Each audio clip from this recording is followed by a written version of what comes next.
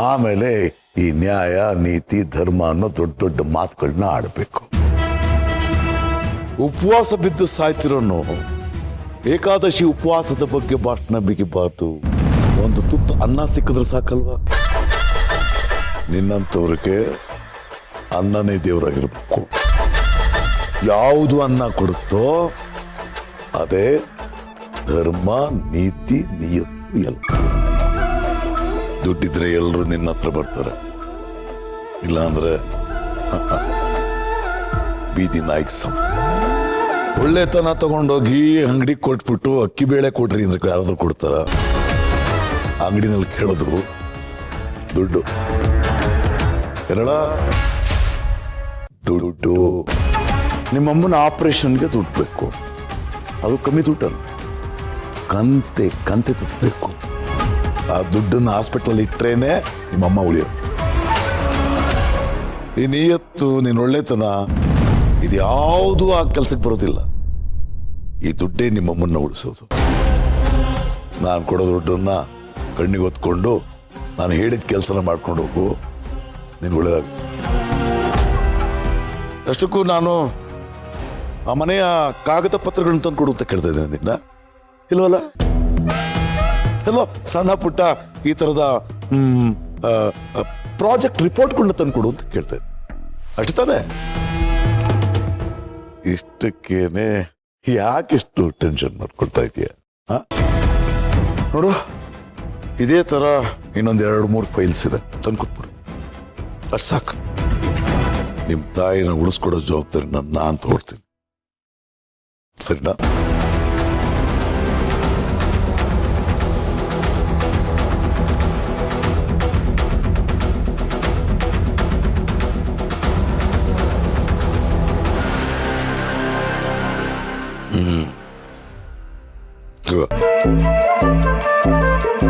ಏನು ಯೋಚನೆ ಮಾಡ್ತಾ ಇದೀಯ? ತಗೋ. ಬೇಡ. ಬೇಡವಾ? ನಿಮ್ ದುಡ್ಡು ನನಗೆ ಬೇಕಾಗಿಲ್ಲ. ಏನ್ವಾ? ಈ ದುಡ್ಡು ನಿನ್ಗೆ ಬೇಕಾಗಿಲ್ವಾ? ತಮ್ಮಯ್ಯ ಅಂತೀನಿ, ನನ್ನ ಪಾಡಿಗೆ ನನ್ನ ಬಿಟ್ಬಿಡಿ. ಇನ್ನು ಮುಂದೆ ಇಂಥ ಕೆಲಸ ಎಲ್ಲ ನನ್ನಿಂದ ಮಾಡೋಕ್ಕಾಗಲ್ಲ. ಏಯ್, ಏನ್ ಮಾತಾಡ್ತಿದ್ದೀನಿ ಅಂತ ಪ್ರಜ್ಞೆ ಇದೆಯಾ ನಿನ್ಗೆ? ಚೆನ್ನಾಗಿ ಯೋಚನೆ ಮಾಡಿನೇ ಹೇಳ್ತಾ ಇದ್ದೀನಿ. ನನ್ನ ಮನಸ್ಸು ಇದಕ್ಕೆ ಹೋಗ್ತಾ ಇಲ್ಲ. ಆ ಮನೆಯವ್ರು ತೋರಿಸೋ ಪ್ರೀತಿ, ಅವ್ರ ಗುಣ ನನ್ನನ್ನು ಕಟ್ಟಾಗ್ತಿದೆ. ಆದರೂ ನಿಮ್ಮ ಋಣ ನನ್ನ ಮೇಲಿತ್ತಲ್ವಾ, ಆ ಕಾರಣಕ್ಕೆ ಇಷ್ಟು ದಿವಸ ಇಷ್ಟ ಇಲ್ಲ ಅಂದರೂ ನೀವು ಹೇಳಿದ್ದನ್ನೆಲ್ಲ ಮಾಡಿದ್ದೀನಿ. ಆದರೆ ಇದನ್ನೆಲ್ಲ ಹೀಗೆ ಮುಂದುವರ್ಸೋದಕ್ಕೆ ನಾನು ತಯಾರಿಲ್ಲ. ನಿಮಗೆ ಕೈ ಮುಗ್ದು ಕೇಳ್ಕೊತೀನಿ, ನನ್ನ ದಯವಿಟ್ಟು ಬಿಟ್ಬಿಡಿ.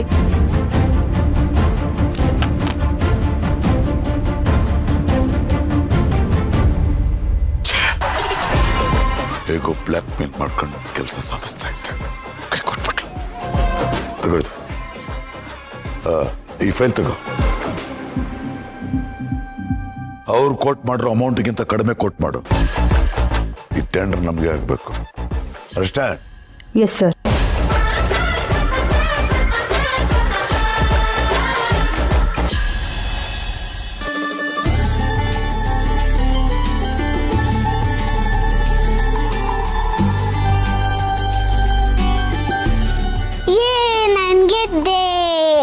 ಓಕೆ, ನಾನೊಂದ್ಸಲ ಟ್ರೈ ಮಾಡ್ತೀನಿ. ಬೇಡ, ಆಟ ಸಾಕು. ಏಕೆ? ಮನೇಲಿ ಅಜ್ಜಿ ಒಬ್ಳೇ ಇದ್ದಾರೆ, ನಾನು ಹೋಗಿ ನೋಡ್ಕೋಬೇಕು. ಅಲ್ಲ ಪುಟಾಣಿ, ನೀನೇ ಬಟಾಣಿ ಅಷ್ಟಿದ್ಯಾ, ನಿನ್ನೆ ನೋಡ್ಕೊಳಕ್ ಒಬ್ರು ಬೇಕು, ನೀನ್ ಹೋಗಿ ಅಜ್ಜಿ ನೋಡ್ಕೋತೀಯಾ? ಮೊದ್ಲಿಂದ ಅಜ್ಜಿನ ನಾನೇ ನೋಡ್ಕೊಳ್ಳೋದು. ಚಿಕ್ಕ ವಯಸ್ಸಿಂದನೂ ನಂಗೆ ಅಭ್ಯಾಸ ಇದೆ, ಅಮ್ಮ ನನ್ಗೆ ಹೇಳ್ಕೊಟ್ಟಿದ್ದಾಳೆ. ಓ, ದೊಡ್ಡ ಹುಡುಗಿ ನೀವು. ಸರಿ, ನಾನು ನಿಮ್ಮನ್ನ ಕ್ವಾರ್ಟರ್ಸ್ವರೆಗೂ ಬಿಟ್ಟು ಬರ್ತೀನಿ. ಓಕೆ, ಬನ್ನಿ. ಇದೇನಿದು ಗೌತಮರು, ಇಷ್ಟು ಬೇಗ ಬಂದ್ಬಿಟ್ರಿ? ಓ, ಮಾಜಿ ಮುಖ್ಯಮಂತ್ರಿ ಅವ್ರು ಸತ್ತೋದ್ರು ಅಂತ ನೀವು ಆಫೀಸ್ ರಜೆ ಹಾಕಿ ಬಂದ್ರಾ? ಹಾಗೆಲ್ಲ ಇಲ್ಲ ರೀ, ಇದು ಆಫೀಸಲ್ಲಿ ಒಂದು ಇಂಪಾರ್ಟೆಂಟ್ ಮೀಟಿಂಗ್ ಇತ್ತು, ಲಾಸ್ಟ್ ಮೀಟಲ್ಲಿ ಕ್ಯಾನ್ಸಲ್ ಆಯ್ತು. ಅದು ಬಿಟ್ಟರೆ ಹೇಳ್ಕೊಳ್ಳೋಂಥ ಕೆಲಸ ಏನೂ ಇರಲಿಲ್ಲ. ಮೀಟಿಂಗ್ ಕ್ಯಾನ್ಸಲ್ ಆಯ್ತಲ್ಲ, ಸ್ಟ್ರೈಟಾಗಿ ಮನೆಗೆ ಬಂದ್ಬಿಟ್ಟೆ ಅಷ್ಟೇ. ಕಟ್. ನಾನು ಪುಟ್ಟಿನ ಕ್ವಾರ್ಟರ್ಸ್ ಬಿಟ್ಟು ಬರ್ತೀನಿ, ಆಮೇಲೆ ಬಂದು ಕಾಫಿ ಮಾಡ್ತೀನಿ. ಓಕೆನಾ? ಸರಿ ಬನ್ನಿ, ನಾನು ಬರ್ತೀನಿ. ನೀವು ಬರ್ತೀರಾ ಯಾವ ಖುಷಿಗೆ? ಮಾಡಕ್ಕೇನು ಕೆಲಸ ಇಲ್ವಲ್ಲ ಖುಷಿಗೆ. ಏಕೆ ಬರಬಾರ್ದು ಅಂತ ರೂಲ್ಸ್ ಇದೆಯಾ? ನಿಮಗೆ ರೂಲ್ಸಾ? ಆ ಥರದ್ದೇನಿಲ್ಲ. ಬನ್ನಿ ಬನ್ನಿ, ನೀವು ಕಂಪ್ನಿ ಕೊಟ್ಟಾಗುತ್ತೆ, ವಾಕ್ ಮಾಡ್ದಾಗುತ್ತೆ, ಪುಟ್ಟಿ ಮನೆ ನೋಡ್ದಂಗೆ ಆಗುತ್ತೆ. ಬಾ ಪುಟ್ಟಿ, ತೋರ್ಸೋದು ಎಲ್ಲಿದೆ ಅಂತ.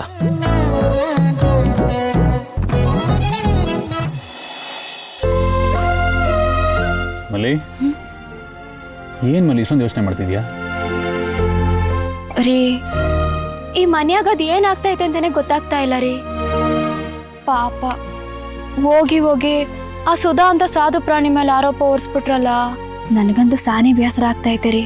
ಮಲಿ, ಮನುಷ್ಯನ ಜೀವನದಲ್ಲಿ ಅನುಮಾನ ಅನ್ನೋದು ಕಾಮನ್. ಈ ಥರ ಕಾಮನ್ ಕೋಲ್ಡ್ ಇದ್ದಾಗೆ ಆ ಕಾಯಿಲೆ ಎಲ್ಲರ ಹತ್ರನೂ ಎಲ್ಲರ ಒಳಗೂ ಇರುತ್ತೆ ಮಲಿ. ಎಲ್ಲಾದ್ರೂ ಏನಾದರೂ ಒಂಚೂರು ಹೆಚ್ಚು ಕಮ್ಮಿ ಆಗಿದೆ ಅಂದಾಗ, ಅಥವಾ ಏನಾದರೂ ಎಡವಟ್ಟಾಗಿದೆ, ತೊಂದರೆ ಆಗಿದೆ ಅಂತ ಅಂದಾಗ ಆಬ್ವಿಯಸ್ಲಿ ಎಲ್ರಿಗೂ ಡೌಟ್ ಬಂದೇ ಬರುತ್ತೆ ಮಲ್ಲಿ. ಆ್ಯಂಡ್ ಇಲ್ಲ ಆಗಿರೋದೇನು ಚಿಕ್ಕ ವಿಷಯನ? It's a diamond jewellery. ದೊಡ್ಡದಾಗಿ ಏನೋ ಒಂದು ಪ್ರಾಬ್ಲಮ್ ಆಗಿದೆ ಅಂದಾಗ ಅನುಮಾನನೂ ದೊಡ್ಡದಾಗಿ ಇರುತ್ತಲ್ವಾ? ಆದರೆ ಅದಕ್ಕೆ ನೀನು ಯಾಕೆ ಇಷ್ಟೊಂದು ತಲೆ ಕೆಡ್ಸ್ಕೊಂಡು ಕೂತಿದ್ಯಾ ಮಲ್ಲಿ? ತಲೆ ಇರೋದು ಉಪಯೋಗಿಸೋದಕ್ಕೆ, ಯೋಚನೆ ಮಾಡೋದಕ್ಕೆ, ಕೆಡಿಸ್ಕೊಂಡು ಕೂತ್ಕೊಳ್ಳೋದಕ್ಕಲ್ಲ. ಏನಾದರೂ ಆಯಿತು ಅಂತಂದ್ರೆ ಅದನ್ನ ಅಲ್ಲಿಗಲ್ಲಿಗೆ ಬಿಟ್ಟಾಕಿ ಮುಂದಕ್ಕೆ ಹೋಗ್ತಾ ಇರಬೇಕು. ಅಲ್ಲ ರೀ, ಅದನ್ನ ಅಲ್ಲಿಗಲ್ಲಿಗೆ ಬಿಟ್ಬಿಡ್ಬೇಕು ಅಂದ್ರೆ ಹೆಂಗಾಯ್ತದೆ? ಸುಧಾ ಅವರು ಇಷ್ಟ ದಿನದಿಂದ ನಮ್ಮ ಮನ್ಯಾಗ ಅವ್ರೆ. ಅವರು ನಮ್ಮ ಮನೆಯಲ್ಲಿ ಒಬ್ರಾಗ್ಬಿಟ್ಟವ್ರೆ, ನಮ್ಮನ್ನೆಲ್ಲ ಸಾನೆ ಹಚ್ಕೊಂಡ್ಬಿಟ್ಟವ್ರೆ ರೀ. ಅಲ್ಲ ರೀ, ಅವರಿಂದ ಕೆಲಸ ಮಾಡೋರೆ ಅಂದ್ರೆ ನೀವು ನಂಬ್ತೀರಾ? ಹೆಂಗ್ರಿ ಸಾಧ್ಯ ಇದೆಲ್ಲ? ಪಾಪ ಹಿಂದು ಮುಂದೆ ನೋಡ್ದೆ ಅವ್ರ ಮೇಲೆ ಆರೋಪ ಹೊರಿಸ್ಬಿಟ್ರು. ಪಾಪ ಜೀವಕ್ಕೆ ಅದೆಷ್ಟು ನೊಂದ್ಕೊಳ್ತಾವ ಏನೋ. ಅಲ್ಲ ರೀ, ಇದೇ ಬ್ಯಾಸರದಾಗೆ ಅವ್ರೇನಾರ ಮನೆಗಿನ ಬಿಟ್ಟು ಹೋಗ್ಬಿಟ್ರೆ ಏನ್ ಮಾಡೋದು? ಮತ್ತೆ ಅಂತವ್ರು ಸಿಗ್ತಾರ ರೀ? ಸತ್ಯವಾಗ್ಲೂ ಸಿಗಾಕಿಲ್ಲ. ಸಿಗೋದು ಬೇಡ ಮಲ್ಲಿ, ಅವಳು ಇಲ್ಲಿಂದ ತೊಲಗ್ಲಿ ಅಂತಾನೆ ಇಷ್ಟೆಲ್ಲ ಮಾಡ್ತಾ ಇರೋದು. ಇವಾಗ ನೀವೇ ಹೇಳಿ, ಇಷ್ಟೆಲ್ಲ ಆಯ್ತಲ್ಲ. ಒಂದ್ ಸೆಕೆಂಡ್ ಮಲ್ಲಿ, ಯಾವ್ದು ಅನ್ನೋನ್ ನಂಬರ್? ಸರಿ, ನೀವು ಮಾತಾಡ್ತೀರಿ, ನಂಗೆ ಸ್ವಲ್ಪ ಕೆಲಸ ಐತೆ, ನಾನು ಹೋಯ್ತೇನೆ.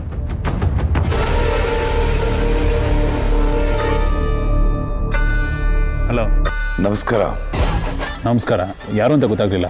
ನಿಮ್ಮ ಅಣ್ಣನಿಗೆ ಬೇಡವಾದವನು ನಿಮಗೆ ಬೇಕಾದವನು, ನಿಮ್ಮ ಅಣ್ಣನಿಗೆ ಶತ್ರು ನಿಮ್ಮ ಮಿತ್ರ. ನೀವ್ಯಾಕೆ ನನಗೆ ಕಾಲ್ ಮಾಡ್ತಾ ಇದ್ದೀರಾ? ಸುಮ್ಮನೆ ಯಾರಾದರೂ ಕಾಲ್ ಮಾಡ್ತಾರ? ಸ್ವಲ್ಪ ಮಾತಾಡೋದಿತ್ತು, ಅದಕ್ಕೆ ಕಾಲ್ ಮಾಡಿದೆ.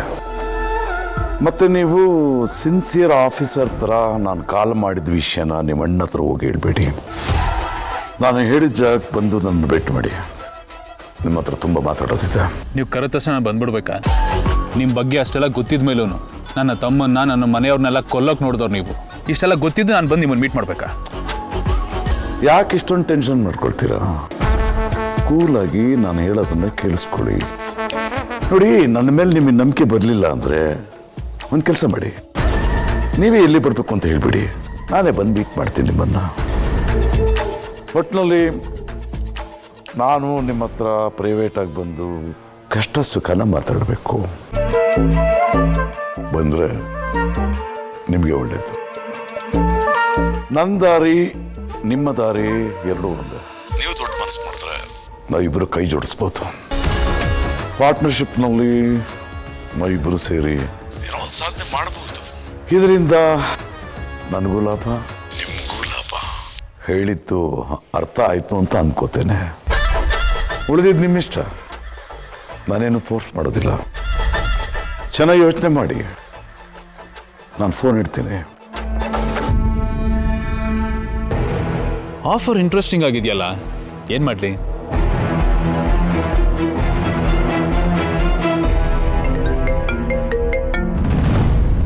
ಹಲೋ. ರಿಂಗ್ ಹಾಕ್ತಿದ್ದಾಗೆ ಫೋನ್ ತೆಗೆದ್ರಿ ಅಂದರೆ ನಿಮಗೆ ನನ್ನ ಆಫರ್ ಇಷ್ಟ ಆಗಿದೆ ಅಂತ ಅರ್ಥ. ಮತ್ತೆ ತಡ, ಮೀಟಿಂಗ್ ಆಗಿ ಹೋಗಲಿ. ಎಲ್ಲಿ ಬರ್ಬೇಕು ಹೇಳಿ? ಬೇಡ, ನೀವು ಹೇಳಿ, ನಾನೇ ಬರ್ತೀನಿ. ಬೇರೆ ಎಲ್ಲೋ ಯಾಕೆ, ನಮ್ಮನೆಗೆ ಬಂದ್ಬಿಡಿ, ಲೊಕೇಶನ್ ಕಳಿಸ್ತೀನಿ. ಓಕೆ, ಬರ್ತೀನಿ.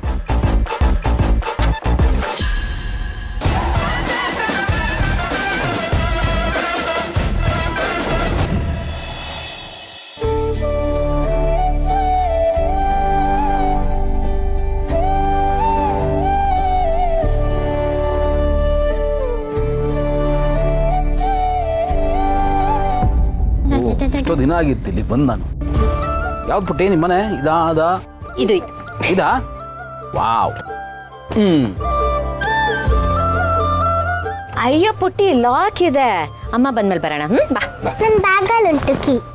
ಹೋ, ಮನೆ ಬೇಗದ ಕೈ ನಿನ್ನ ಹತ್ರ ಇದೆಯಾ? ದೊಡ್ಡ ಹುಡುಗಿ ನೀನು. ಶೋರ್ ನೋ ಪ್ರಾಬ್ಲಮ್ ಏಟ. ಇಲ್ಲಿಲ್ಲ ಪುಟ್ಟಣಿ.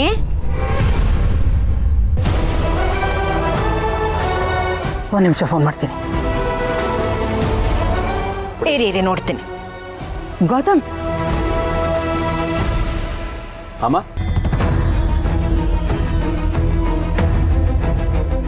ಅಲ್ಲ ನೀವಿಬ್ರು ಇಲ್ಲೇನು ಮಾಡ್ತಾ ಇದ್ದೀರಾ? ಅದು ಮತ್ತೆ ಸುಧಾ ಅವ್ರ ಮನೇಲಿ ಇರಲಿಲ್ಲ.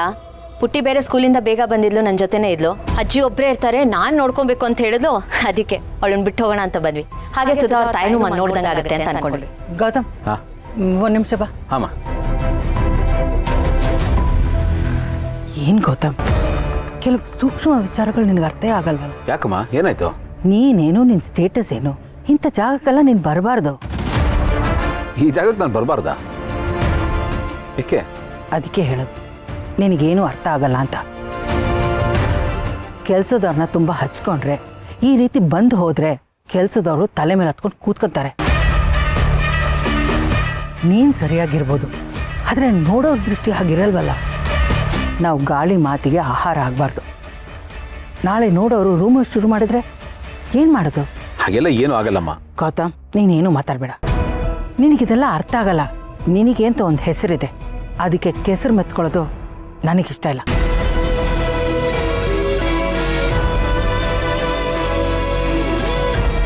ಏನಮ್ಮ ಭೂಮಿಕಾ, ನಿನಗೆ ಅರ್ಥ ಆಗಲ್ವಾ? ಶಾರದಾ, ಬಾಯಲ್ಲಿ ನೋಡು, ಇವಳು ಅಮ್ಮ ಬರೋ ತನಕ ಇವಳನ್ನ ನೋಡ್ಕೊ. ನಡಿ ಗೌತಮ್.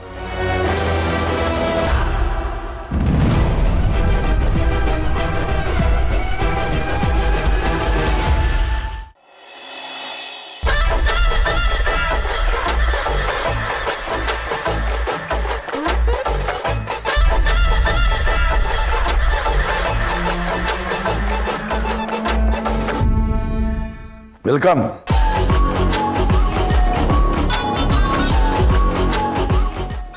ವೆಲ್ಕಮ್. ಕುಡಿ ಕೈ. ಮನೆವರೆಗೂ ಬಂದಿದ್ದೀರಂತೆ, ಕೈ ಕುಲ್ಕಕ್ಕೇನು?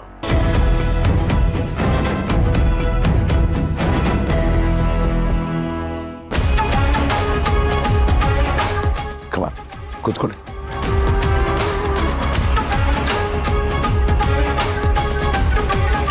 ನೀವು ನನ್ನ ಮೀಟ್ ಮಾಡೋದಕ್ಕೆ ಬರ್ತಿರೋ ಇಲ್ವೋ ಅಂದ್ಕೊಂಡ್ಬಿಟ್ಟಿದ್ದೆ. Good decision, congratulation. ಸರಿ, ನನ್ನನ್ನು ಬರಕ್ಕೆ ಕೇಳಿದ್ದು ಏನು ವಿಷಯಕ್ಕೆ ಅಂತ ಹೇಳ್ತೀರಾ? ಡೈರೆಕ್ಟಾಗಿ ವಿಷಯಕ್ಕೆ ಬಂದ್ಬಿಡ್ತೀನಿ. ನಿಮ್ಮ ಬಗ್ಗೆ ನಾನು ತುಂಬಾ ಸ್ಟಡಿ ಮಾಡಿದ್ದೀನಿ. ನಿಮ್ಮ ಬಗ್ಗೆ ನಿಮ್ಮನೆ ಗೊತ್ತಿಲ್ದಿರೋ ವಿಷಯ ಎಲ್ಲ ನನಗೆ ಗೊತ್ತು. ಎಲ್ಲ ತಿಳ್ಕೊಂಡ್ಮೇಲೆ ನಾನು ನಿಮ್ಮನ್ನ ಇಲ್ಲಿ ಕರೆಸ್ಕೊಂಡಿದ್ದೆ. ನಿಮ್ಮ ಅಣ್ಣನ ಸೀಟ್ ಮೇಲೆ ನಿಮಗೆ ಕಣ್ಣಿದೆ ಅಲ್ಲ,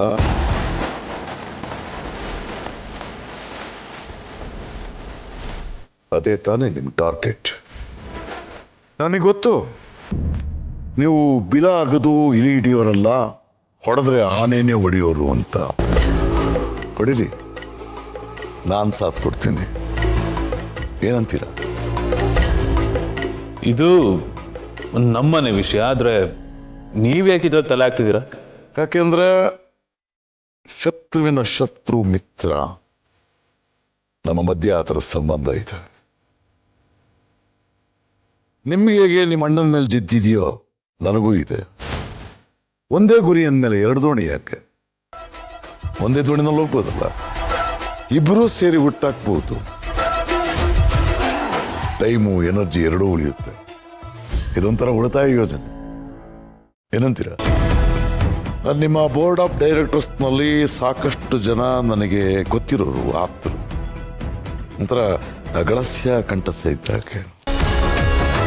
ನೀವು ನನ್ನ ಜೊತೆ ಕೈ ಜೋಡಿಸಿದ್ರೆ ಅವರು ನಿಮ್ಮ ಜೊತೆ ಕೈ ಜೋಡಿಸ್ತಾರೆ. ನಿಮ್ಮನ್ನ ಕಂಪ್ನಿ ಚೇರ್ಮನ್ ಮಾಡೋ ಜವಾಬ್ದಾರಿ ನನ್ನದು. ಇನ್ನು ಚಿಲ್ಲರೆ ಪಲ್ಲರೆ ಜನಗಳನ್ನ ನೀವು ಮ್ಯಾನೇಜ್ ಮಾಡ್ಕೊಳ್ಳಿ. ಅಷ್ಟು ಮಾಡಿದ್ರೆ ನೀವು ಗದ್ದಿಗೆಗೆ ಇರೋದು ಗ್ಯಾರಂಟಿ. ಆಗ ಆಕಾಶತೆತ್ರ ಬೆಳೆದಿರ್ತಕ್ಕಂಥ ನಿಮ್ಮ ಅಣ್ಣ ಪಾತಾಳಕ್ಕೆ ಬಿದ್ದು ಬಿಡ್ತಾನೆ. ಇದು ನನ್ನ ಪ್ಲಾನ್.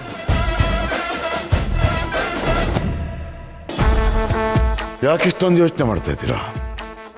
ನಿಮ್ಗೂ ಓಕೆ ಅಂದ್ರೆ ನನಗೂ ಓಕೆ. ಏನಂತೀರಾ? ಸಾರಿ, ನನಗಿದು ಓಕೆ ಇಲ್ಲ. ಈ ಥರದ್ದೆಲ್ಲ ಆಫರ್ಗೆ ಆಸೆ ಪಟ್ಟು ನಾನು ನೀವು ಹೇಳ್ದಾಗ ಕೇಳ್ತೀನಿ ಅಥವಾ ನಿಮ್ಮ ಕೈಗೊಂಬೆ ಆಗ್ತೀನಿ ಅಂತ ಹೇಗೆ ಅನ್ಕೊಂಡ್ರಿ ನೀವು? ಯಾರೋ ಒಂದು 4 ಜನ ಪರಿಚಯದಾರ ಮಾತ್ರಕ್ಕೆ ನಿಮ್ಮ ಕೈಲಿ ಎಲ್ಲ ಮಾಡೋದಕ್ಕೆ ಸಾಧ್ಯನಾ? ಏನಿದೆ ನಿಮ್ಮ ಕೈಲಿ? ಏನು ಮಾಡೋಕ್ಕಾಗುತ್ತೆ ನಿಮ್ಮ ಕೈಲಿ? ಏನಾಗುತ್ತ, ಏನಾಗೋದಿಲ್ಲ ಅಂತ ಕೇಳಿ. ಇರೋದು ಒಂದೇ ಕೈ, ಆದ್ರೆ ನನ್ನ ಕೈಲಿ ಎಲ್ಲ ಆಗುತ್ತೆ. ಯಾಕೆ ಅಂದ್ರೆ ಈ ನನ್ನ ಒಂದೇ ಒಂದು ಕೈ ಅಷ್ಟೊಂದು ಉದ್ದಕ್ಕೆ ಚಾಚ್ಕೊಂಡಿದ್ದೆ. ಈಗ ಒಂದು ಕಾಂಟ್ರಾಕ್ಟ್ಗೆ ನೀವು ಟೆಂಡರ್ ಹಾಕಿದ್ರಲ್ಲ, ಆ ಕಾಂಟ್ರಾಕ್ಟ್ ನಿಮಗೆ ಸಿಗುತ್ತಾ? ಅಫ್ಕೋರ್ಸ್ 200% ಅದು ನಮಗೆ ಆಗುತ್ತೆ. ಹೌದಾ? ಅಷ್ಟೊಂದು ಕಾನ್ಫಿಡೆನ್ಸಾ?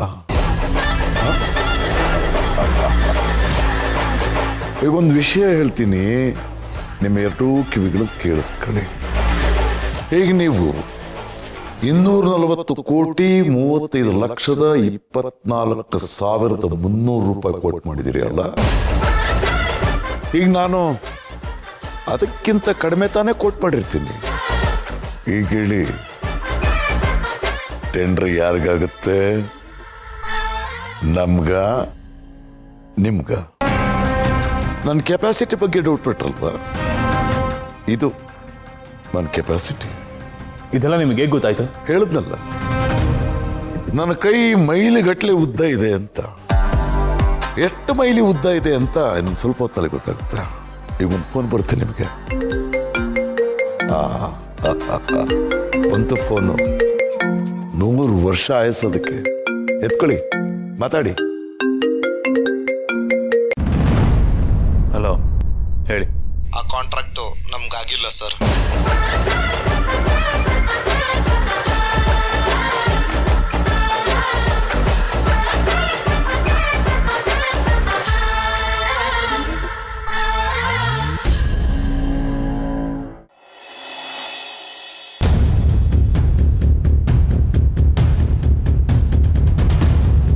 ಅಮ್ಮ, ಅತ್ತೆ ಹೇಳಿದ್ರು ನೀನ್ ಮಾತ್ರೆ ತರಕ್ ಹೋಗಿದ್ಯಾ ಅಂತ.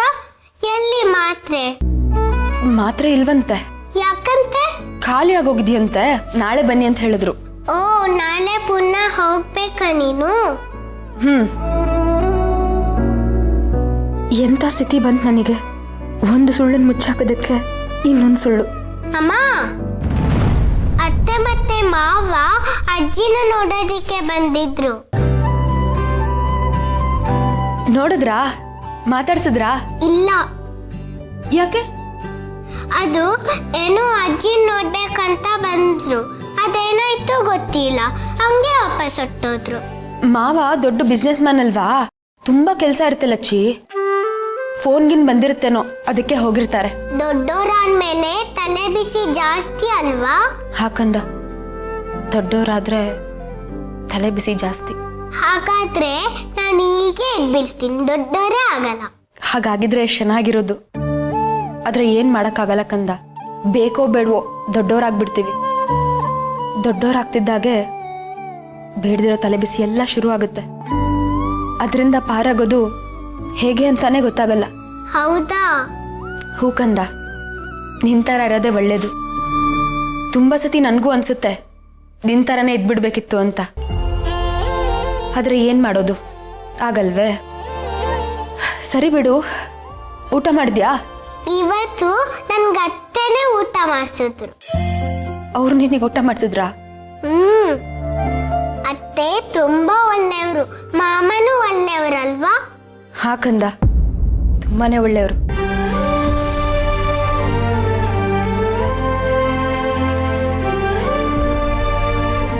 ಅಮ್ಮ, ಯಾಕೆ ಕಳ್ತಾ ಇದ್ಯಾ?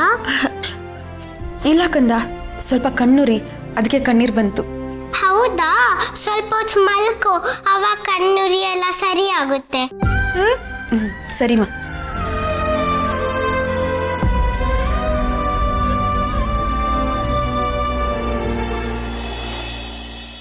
ಈಗಲಾದ್ರೂ ಒಪ್ಕೊಳ್ತೀರಾ ನನಗೆ ಕೆಪಾಸಿಟಿ ಇದೆ ಅಂತ? ನೋಡಿ, ನಿಜ ಹೇಳಿ, ಇದೆಲ್ಲ ನಿಮಗೆ ಹೇಗೆ ಗೊತ್ತಾಯ್ತು? ಯಾರ ಕಡೆಯಿಂದ ಇನ್ಫಾರ್ಮೇಶನ್ ಕಲೆಕ್ಟ್ ಮಾಡಿದ್ರಿ? ಯಾರೋ ಒಬ್ರು ಮಾಡಿರ್ತಾರೆ.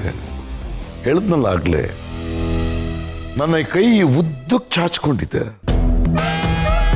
ಈ ಒಂದೇ ಕೈ 8 ದಿಕ್ಕುಗಳಿಗೂ ಚಾಚ್ಕೊಂಡ್ಬಿಟ್ಟಿದೆ. ಎಲ್ಲಿ ಏನೇ ನಡೆದ್ರು ಇಮ್ಮಿಡಿಯೇಟ್ ಆಗಿ ಗೊತ್ತಾಗ್ಬಿಡುತ್ತೆ. ನನ್ನ ನೆಟ್ವರ್ಕ್ ಅಷ್ಟೊಂದು ಸ್ಪೀಡು. ನಿಮ್ಮ ಆಫೀಸು, ನಿಮ್ಮ ಮನೆ, ಎಲ್ಲ ಕಡೆ ನನ್ನ ಜನ ಇದ್ದಾರೆ.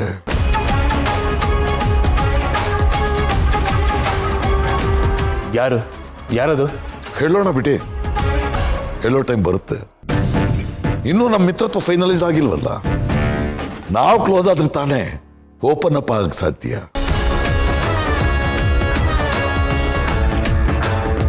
ಇಷ್ಟು ಹೇಳಿದ ಮೇಲೂ ಇನ್ನೂ ಯೋಚನೆ ಮಾಡ್ತಾ ಇದ್ದೀರಾ ನೀವು? ನನ್ನಿಂದ ಆದರೆ ಲಾಭನೇ ಆಗೋದು, ಲಾಸ್ ಆಗೋದಿಲ್ಲ. ನಾವಿಬ್ರು ಕೈ ಮಿಲಾಯಿಸಿದ್ರೆ ನಮ್ಮನ್ನು ಮುಟ್ಟೋರೇ ಇರೋಲ್ಲ. ಬೆಂಕಿ ಬಿರುಗಾಳಿ ಥರ ಸ್ಟ್ರಾಂಗ್ ಆಗಿರುತ್ತೆ. ನಾವಿಬ್ರು ಸೇರಿದ್ರೆ ನೀವು ಬೆಳಿಬಹುದು, ನಾನು ಬೆಳಿಬಹುದು. ನಾವಿಬ್ರು ಸೇರಿ ನಿಮ್ಮ ಅಣ್ಣನ ತುಳಿಬಹುದು. ಇಷ್ಟು ಹೇಳಿದ್ದೀನಿ, ಉಳಿದಿದ್ದು ನಿಮ್ಮಿಷ್ಟ. ಕುದುರೆನ ನೀರು ಬರುವು ಕರ್ಕೊಂಡು ಹೋಗ್ಬೋದು ಅಷ್ಟೇ. ನೀರು ಅದೇ ಕುಡಿಬೇಕು ತಾನೆ. ಇನ್ನು ನೇವುಂಟು, ನೀರುಂಟು. ಏನು ಮಾಡ್ತೀರ ನೋಡಿ.